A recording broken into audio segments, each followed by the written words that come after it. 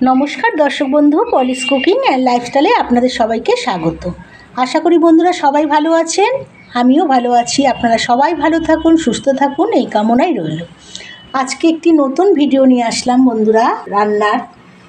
এখানে কুমড়ো রয়েছে, পুঁই শাক রয়েছে, আর এখানে মসুর ডাল রয়েছে। আজকে বানাবো পুঁই শাকের ডাঁটা দিয়ে আর কুমড়ো দিয়ে মসুর ডাল। একঘেয়ে ডাল খেয়ে খেয়ে সবারই অরুচি হয়ে যায়। একঘেয়ে ডাল রোজ ভালো লাগে না, একটু নতুন ধরনের ডাল যদি হয় তাহলে খুবই ভালো লাগে। আর বাঙালিদের তো ডাল তো থাকবেই, ডাল ভাত কথায় বলে।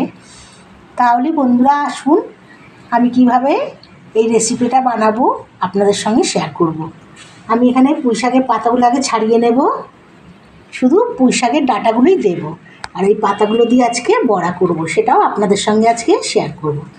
পুঁই শাকটা ছাড়িয়ে নিয়েছি, ডাঁটাটা বার করে নিয়েছি, কুমড়োগুলো টুকরো করে কেটে নিয়েছি।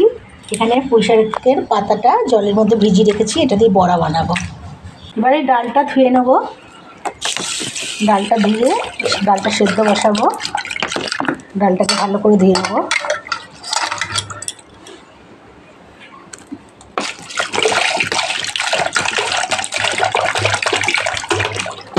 ডালটা সেদ্ধ বসিয়ে দিলাম গ্যাসের মধ্যে।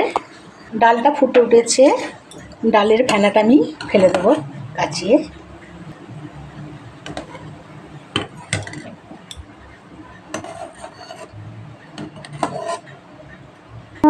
এবার পুঁই শাকের ডাঁটাগুলো তুলে দেবো। এবারে ডালের মধ্যে দিয়ে দিলাম পুঁই শাকের ডাঁটা।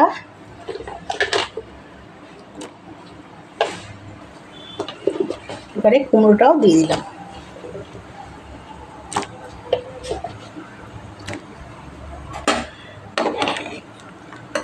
একটু নেড়ে দিলাম ভালো করে। এবার একটু পরিমাণ মতন আমি লবণ দিয়ে দিলাম। লবণ দিয়ে আবার একটু নেড়ে নিলাম। এই ডালটা দারুণ টেস্ট হয়, খুব সুস্বাদু খেতে হয়, আর কিছুই লাগে না। কেন এর মধ্যে কুমড়ো আর ডাঁটা পড়ছে, এই শুধু ডাল দিয়েও ভাত খাওয়া হয়ে যাবে, এত টেস্ট হয়। ডালটা সেদ্ধ হয়ে গেছে। কয়েকটা কাঁচা লঙ্কা দিয়ে দিলাম গোটা, পরিমাণ মতন হলুদ গুঁড়ো দিলাম, একটু নেড়ে দিলাম ডালটা ভালো করে। আর একটু সামান্য জল দেব।